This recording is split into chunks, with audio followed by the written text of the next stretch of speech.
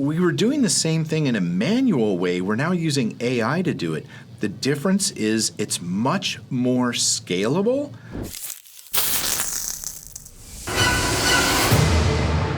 I'm counter to what a lot of people say about AI when it comes to deepfakes and things. There's a lot of fear, uncertainty, and doubt that's out there around this. We call it FUD, right? And essentially, when it comes to deepfakes and stuff, yeah, they're kind of a big deal. But when it comes to cybersecurity and how they're being used or can be used, AI, deepfakes, all this stuff, this is the AI clone version of my voice. The words you hear were typed into an AI prompt. It's not the huge change that a lot of people think it is. And let me explain how that works a little bit here. It may seem kind of crazy, but here's the thing. We've heard about voice deepfakes, right? Where it's the president of the company called up and asked him to transfer $250,000, okay?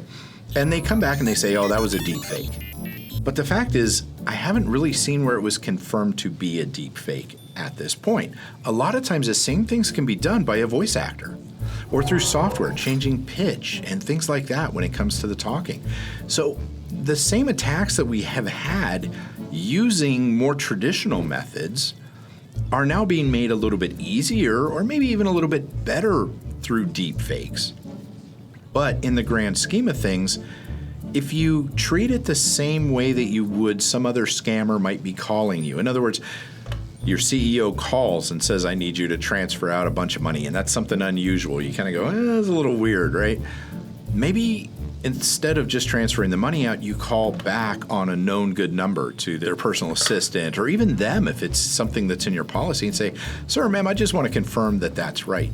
It doesn't matter if the request was done through deepfake or AI or whether it was a voice actor pretending to be that person. It really doesn't matter.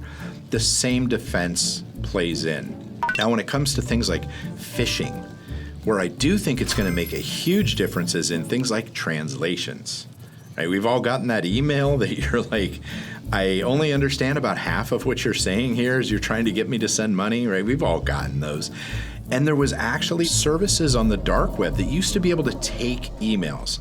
And if you were a person that was going to do phishing, you could send them to these services, and for a fee, they would correct your grammar, they would correct your spelling, and they would guarantee an improved click rate based on the services they provide.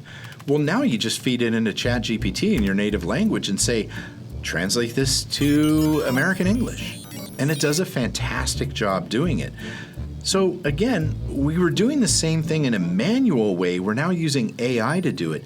The difference is it's much more scalable and it's available for just about anybody. So we're going to see more attacks.